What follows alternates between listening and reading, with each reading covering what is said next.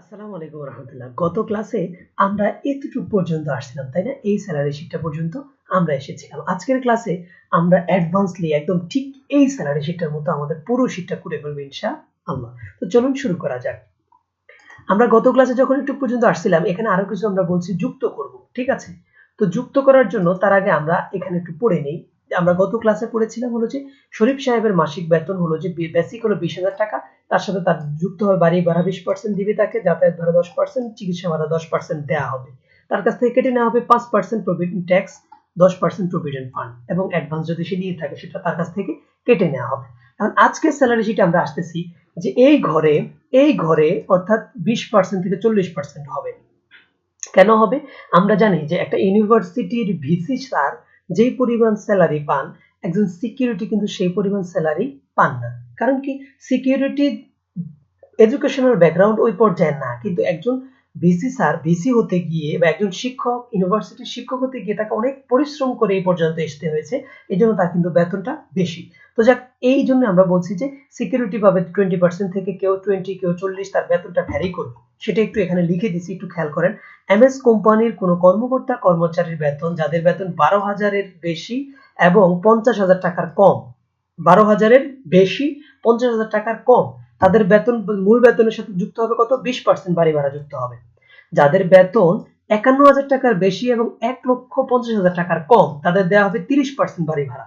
যাদের বেতন 1,51,000 টাকা থেকে শুরু করে 5 লক্ষ টাকা পর্যন্ত, তাদেরকে দেওয়া হবে মূল বেতনের 40% ভাতা দেওয়া হবে। তাহলে এই যেখানে একটা তারতম্য হলো না, আমরা এই তারতম্যটা দেখাবো। যদি আপনার কোম্পানিতে এরকম তারতম্য করে তখন কি করবেন? সেই জন্য এখানে একটা অলরেডি সূত্র দেয়া আছে যে আমরা প্রথমে সমান চিহ্ন দিব, ইফ দিব, এন্ড দিব, বেসিক দিব, তারপরে হলো যে গ্রেটার দেন ইউজ করব এবং এইভাবে আমরা সূত্রটা ইউজ করব। ঠিক একটুকু যদি আপনি জানেন তাহলে বাকিটা কপি পেস্ট করেই কাজ করতে পারবেন। তো চলুন সেটা একটু দেখাই। তো আমরা আমাদের এইখানে চলে আসলাম এবং আসার পর আমরা কি করব? এইখানের এই ঘরটা আমরা একটু কেটে দিই। এই রেজাল্টটা আমাদের এখন দরকার হচ্ছে না। তাহলে এটা সিলেক্ট করলাম, করার পর আপনার কম্পিউটারে ডিলিট নামে একটা অপশন আছে, দেখেন কিবোর্ডের মধ্যে, সেই ডিলিটে আমরা ক্লিক করলাম। করার পর এখন এটা কিভাবে বের করব? এটা বের করার জন্য আমরা ওখানে লিখে দিছি অলরেডি সমান চিহ্ন। সমান চিহ্ন দেওয়ার পর আমরা এইখানে চলে আসব। এইখানে সমান চিহ্ন দেওয়ার পর এটার নাম হলো ফর্মুলা বার, উপরে চলে আসবো। এই সেখানে লিখলাম ইফ, তারপরে ফার্স্ট ব্র্যাকেট দিলাম। ফার্স্ট ব্র্যাকেট কোথায় আছে? শিফট চেপে ধরে 9, তারপরে আমরা লিখলাম এ এন্ড ডি এন্ড, তারপরে শিফট চেপে ধরে 9 অর্থাৎ ফার্স্ট ব্র্যাকেট দিলাম। দেওয়ার পর এখানে কি লেখা আছে একটু খেয়াল করেন, বেসিক, তারপরে হলো যে গ্রেটার দেন, এগুলো আপনাদেরকে এখন দিতে হবে। তো দেখেন আমি এখানে দিব। তাহলে আমি প্রথমে কি এই যে ই সমান চিহ্ন দিলাম, ইফ দিলাম, ফার্স্ট ব্র্যাকেট দিলাম, এন্ড দিলাম, ফার্স্ট ব্র্যাকেট দিলাম, এরপরে বেসিকের ঘরে ক্লিক করলাম। ক্লিক করার পর এরপরে হলো যে গ্রেটার দেন ইউজ করলাম, সমান চিহ্ন দিলাম 12,000, কারণ যদি বলছে 12,000-এর বেশি হয়, তারপরে কমা দিলাম। এরপরে আবার আমরা বেসিকের ঘরে ক্লিক করব। এখন দেখেন বেসিকের ঘরটা গায়েব হয়ে গেছে। এই জন্য আমরা যেটা করব, আমি যেটা বলতে চাচ্ছিলাম যে প্রথমে এইখানে ক্লিক করার পরে এখানে কিচ্ছু লিখবেন না, আপনারা সরাসরি এখানে চলে আসবেন এবং এখানে সমান চিহ্ন দিয়ে লেখা শুরু করবেন। ঠিক আছে? তো এরপর আমি আবার দেখাচ্ছি, if first bracket and first bracket, তারপরে হলো যে বেসিকে ক্লিক করলাম। এখানে বেসিক লিখে দিবেন না। আমার এক স্টুডেন্ট কি করছে ক্লাসের মধ্যে, সে এখানে বেসিক লিখে দিয়েছে। বেসিক লিখবেন না, বেসিকের ঘরে ক্লিক করবেন যে অ্যামাউন্টটা আসবে ওইটা। ঠিক আছে? বেসিকের ঘরে ক্লিক করলাম। তারপরে হলো যে আমরা গ্রেটার দেন ইউজ করলাম, সমান চিহ্ন দিলাম, 12,000 টাকা তুলে দিলাম। এরপরে কমা দিলাম। এরপর আবার আমরা বেসিকের ঘরে ক্লিক করলাম, দিয়ে লেস দেন ইউজ করলাম, সমান চিহ্ন দিলাম, তারপরে 50,000 টাকা তুলে দিলাম। এরপরে আমরা ফার্স্ট ব্র্যাকেট দিয়ে দিব এবং একটা কমা দিব। দেওয়ার পর এরপর আবার বেসিকের ঘরে ক্লিক করলাম, গুণ চিহ্ন দিয়ে কত পার্সেন্ট বলছে? 20% থেকে শুরু হবে। তাহলে 20 লিখে শিফট চেপে ধরে 5 এর মধ্যে আছে পার্সেন্টেজ, শিফট চেপে ধরে 5 এর মধ্যে। তাহলে প্রথম 20 লিখছি, তাই না? লেখার পর কোথায় আছে পার্সেন্টেজ? শিফট চেপে ধরে 5। দেন আমাদের এটা হয়ে গেল। এরপর একটা কমা দিব। এখন বলবেন যে ভাইয়া এখানে এত হিরিবিরি কত কিছু করলেন, আমি তো বুঝলাম না। একটু ক্লিয়ার করে দিই। আমরা বলছি এই বেসিকের ঘরে এই যে D9 মানে কি? D9 মানে হলো যে বেসিকের ঘরে এই যেটা। আমরা বলছি যে এইখানে এই বেসিকের ঘরে যদি কেউ 12,000 টাকার বেশি পায় এবং এই বেসিকের ঘরে যদি কেউ 50,000 টাকার কম পায়, তাহলে তাকে আমরা বেসিক ইনটু 20%। এখন বুঝে আসছে? তারপরে আমরা এখন শুধু কপি পেস্ট করব। তাহলে এই পুরো লেখাটাকে আমরা সমান চিহ্নের আগ পর্যন্ত কন্ট্রোল সি দিয়ে কপি করতে পারি, অথবা এই যে এখানে হোম থেকে এই যে এখানে দেখেন কপি একটা অপশন আছে, তো আমরা কন্ট্রোল সি দিয়ে কপি করতে পারি। তো কন্ট্রোল সি দিলাম, কপি হয়ে গেল।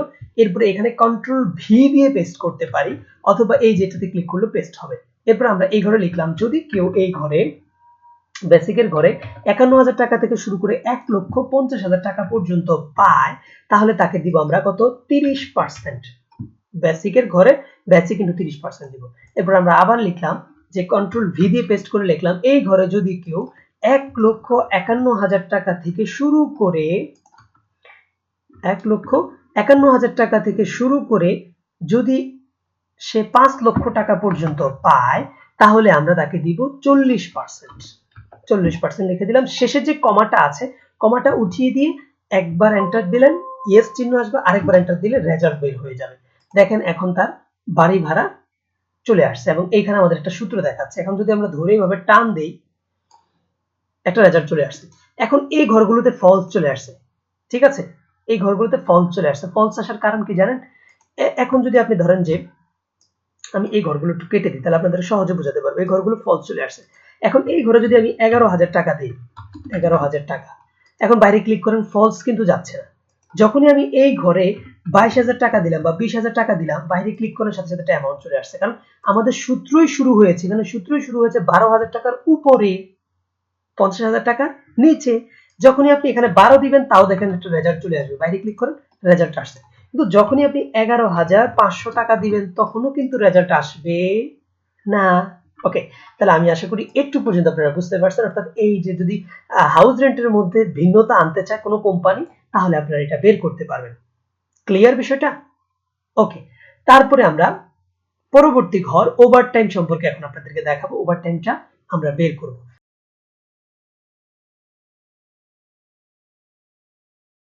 ওভারটাইমটা বের করা একেবারেই সহজ, তবে একটু মনোযোগ দিয়ে ভিডিওটা দেখতে হবে। ওভারটাইম বের করার জন্য এখানে বলছে যে যত ঘন্টা ওভারটাইম হয়, তো আমরা এই ঘরটা একটু দেখি।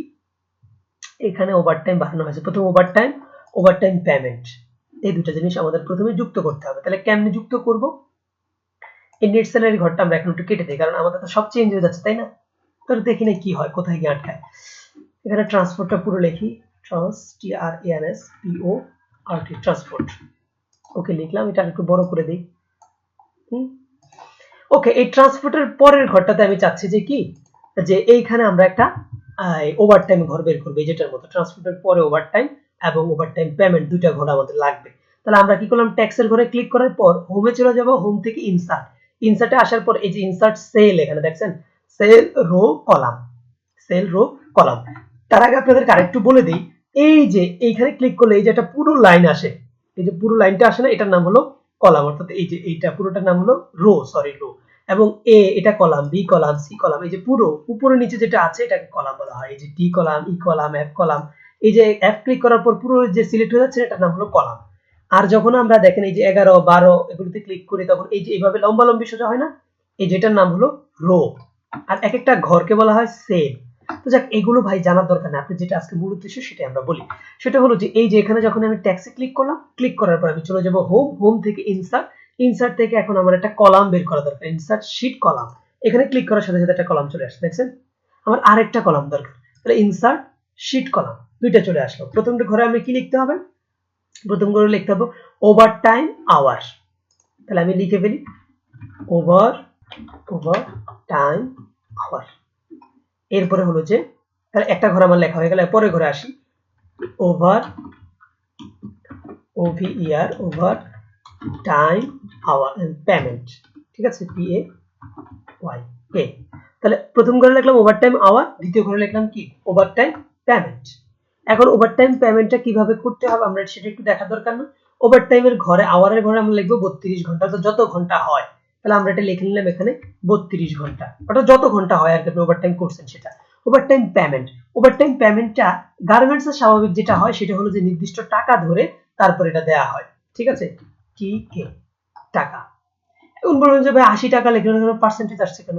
আপনি হোমে যাবেন, হোম থেকে এই যে পার্সেন্টেজ এখানে গিয়ে আপনি পার্সেন্টেজ নাম্বার এটা চেঞ্জ করে দিতে পারবেন। হোম গেলেন, এই যে এখানে ক্লিক করার পর হোমে যাবেন, হোম থেকে পার্সেন্টেজ না দিয়ে আপনি এখানে জেনারেল নাম্বার দেন,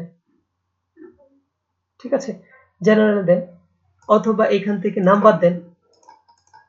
নাম্বার দেওয়ার পর এখন ৮০ টাকা লিখে দেন, ৮০ টিকে। এখন দেখেন আর পার্সেন্টেজ কি আছে? নাই।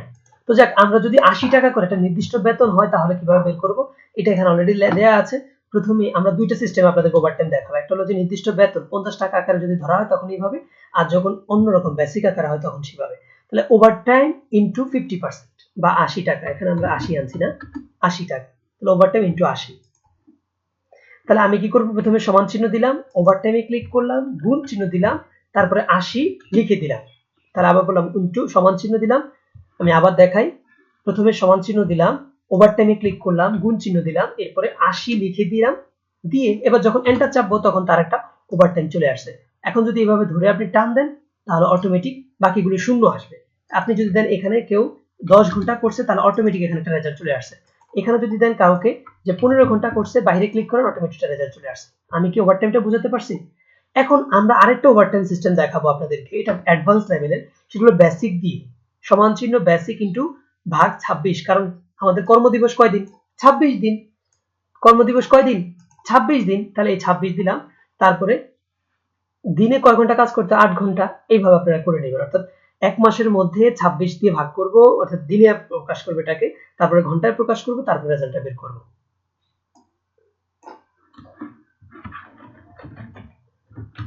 এই যে বেসিক আওয়ারলি পেমেন্ট, এটা হলো এই সিস্টেম। এটা কিভাবে বের করব আমি একটু দেখাই দিচ্ছি, খেয়াল করেন। আমরা আমাদের এখানে আরো দুইটা ঘর বাড়ানো দরকার, সরি এই যে এই ঘরটা তো আছে, এখানে বাড়ানোর দরকার নেই, আমরা জাস্ট এখানে ক্লিক করব। এখন 80 টাকা না, এখন আমরা বেসিকের আলোকে বের করব, BASIC, আপনার কোম্পানিতে যেভাবে বলে সেভাবে বের করতে পারবো। তাহলে সমান চিহ্ন দিলাম, দেওয়ার পর এরপরে আমরা বেসিকে ক্লিক করব। বেসিকে ক্লিক করার পর ভাগ দিলাম, 26 লিখলাম, ঠিক আছে, ভাগ 8, তারপরে গুণ এইটা, এন্টার, তাহলে একটা রেজাল্ট চলে আসবে। অর্থাৎ আমরা এখানে কি করলাম, প্রথমে সমান চিহ্ন দিলাম, তারপরে বেসিকে ক্লিক করলাম, বেসিক থেকে 26 দিয়ে, অর্থাৎ বেসিক মানে কি এক মাসের জন্য দিবে, তাহলে সেখান থেকে 26 দিনকে ভাগ করে দিলাম, তাহলে একদিনেরটা বের হবে। একদিনেরটা বের হওয়ার পর সেখান থেকে আবার 8 কে আমরা ভাগ করে দিলাম, অর্থাৎ 8 ঘন্টা, তাহলে আমাদের 1 ঘন্টাটা বের হবে।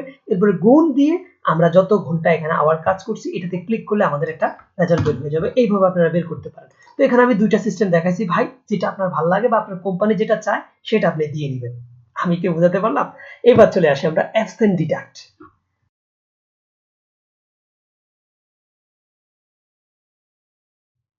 সবাই তো প্রতিদিন আসতে পারে না, মাঝে মাঝে আমাদের কিছু কর্মদিবস ছুটি নিতে হয়, অথবা অনেক কোম্পানিতে এমন আছে যে আজকে ছুটি নিয়েছেন তো ওই দিনের টাকাটা কেটে নেয়। তো সেটা কিভাবে করবেন অ্যাবসেন্ট ডিডাক্ট? এটা অলরেডি আমাদের এই শীটের মধ্যে আছে, অ্যাবসেন্ট ডে এবং অ্যাবসেন্ট ডিডাক্ট, এটা আমরা একটু দেখি। তো এটা করার জন্য আমরা এই ট্যাক্সের ঘরে ক্লিক করলাম, করার পর আবার ইনসার্টে গেলাম, সেখান থেকে কলাম বাড়িয়ে নিলাম, আবার ইনসার্টে গেলাম, সেখান থেকে আরেকটা কলাম বাড়িয়ে নিলাম, দুইটা কলাম বাড়িয়ে নিলাম, ঠিক আছে। দুইটা কলাম বাড়ানোর পর এখানে আমরা লিখলাম অ্যাবসেন্ট DAY ডে, তারপরে হলো যে অ্যাবসেন্ট ডিডাক্ট। ডিডাক্ট বানানটা তো আমিও ভুলে গেছি ভাই, এখান থেকে আমি কপি করলাম, কন্ট্রোল সি, দেন এখানে এসে এই যে এখানে ডিডাক্ট এসে কন্ট্রোল ভি দিলাম, ডিডাক্টটা পেস্ট হয়ে গেল। এখন অ্যাবসেন্ট ধরেন এই আল্লাহর বান্দা অ্যাবসেন্ট করছে কয় দিন? 3 দিন, তার অ্যাবসেন্টের টাকা কেটে নেবে। তাহলে এটা কিভাবে বের করব? দেখেন এই যে এখানে দেয়া আছে সমান চিহ্ন বেসিক ভাগ 26 গুণ 3। তাহলে আমরা একটু কি করি, সমান চিহ্ন দিলাম, বেসিকে ক্লিক করলাম, ভাগ দিলাম, 26 লিখলাম, গুণ 3, এন্টার, রেজাল্ট বের হয়ে গেল। এখন বলবেন যে ভাই এখানে কি করলেন, আমি তো বুঝলাম না। এখানে কি করছি আমি একটু এই ঘরটাতে ক্লিক করার পর দেখেন, প্রথমে সমান চিহ্ন দিলাম, এটা হলো যে বেসিক, ঠিক না, এটা কি বেসিক।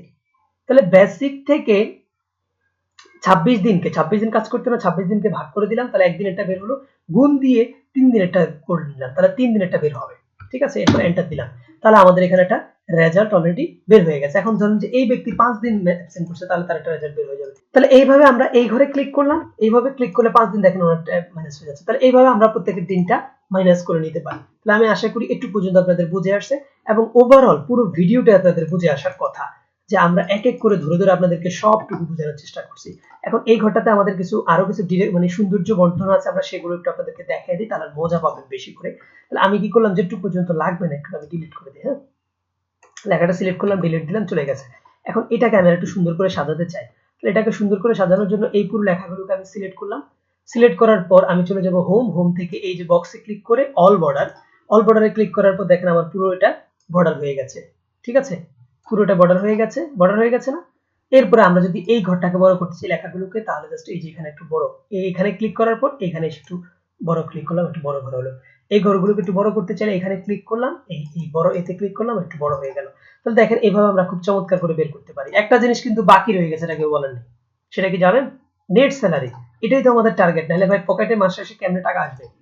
তো এটা বের করার জন্য আমরা এখানে একটু বড় করে নিই টাকাটাকে। এটাকে বের করার জন্য এটা একেবারে সিম্পল। দেখেন আমরা কিভাবে বের করি একটু খেয়াল করেন। আমরা প্রথমে এই ঘরটাতে ক্লিক করলাম, ঘরটাতে ক্লিক করার পর আমরা এইখানে চলে আসব। এই নেট স্যালারি এই ঘরটাতে ক্লিক করার পর আমরা এইখানে চলে আসবো, এসে সমান চিহ্ন দিলাম, দিয়ে এখন বেসিকে ক্লিক করব। আপনার কি হাউস রেন্ট দিবে না কাটবে? দিবে, তাহলে প্লাস হাউস রেন্ট। মেডিকেল কস্টকে দিবে না কাটবে? দিবে, প্লাস মেডিকেল কস্ট। ট্রান্সপোর্ট কি আপনাকে দিবে মাস শেষে? হ্যাঁ দিবে, তাহলে প্লাস ট্রান্সপোর্ট। ওভারটাইম কি আপনাকে দিবে না কাটবে?